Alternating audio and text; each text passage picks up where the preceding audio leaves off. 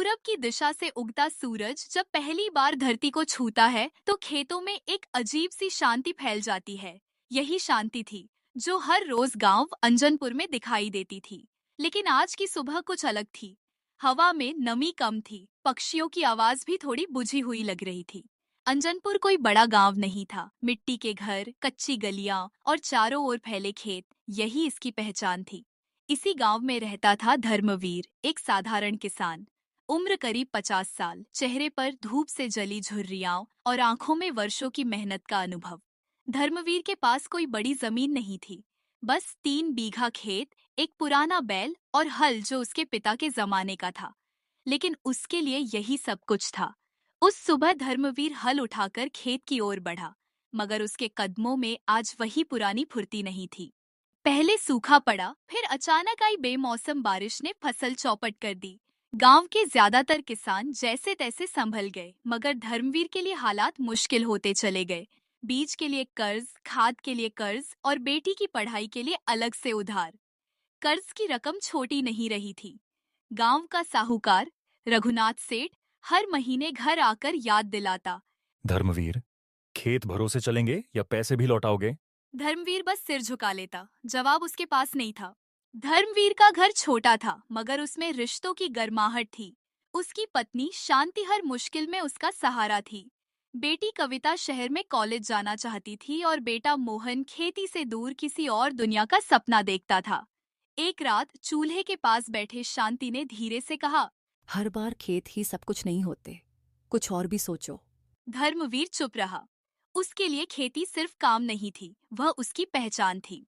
उस साल की फसल फिर कमजोर रही। धर्मवीर ने खेत में खड़े होकर मिट्टी को हाथ में लिया। मिट्टी सूखी थी, मगर बेजान नहीं। उसी दिन गांव में एक सरकारी अधिकारी आया। उसने किसानों को मिश्रित खेती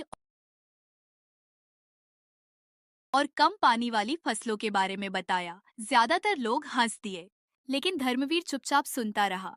धर्मवीर ने तय किया, हांजी फिस्ताई फश, इस बार वह सिर्फ परंपरा के सहारे नहीं रहेगा।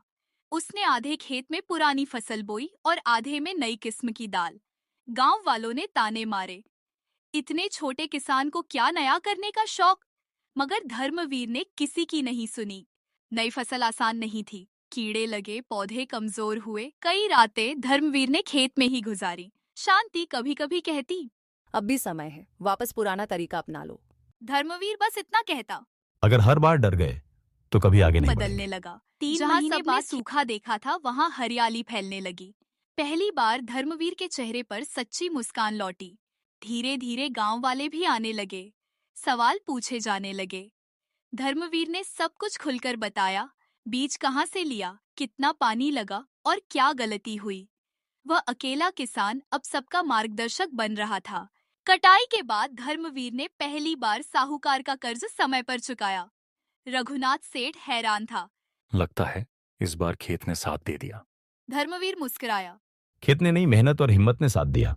कविता का कॉलेज में दाखिला हो गया।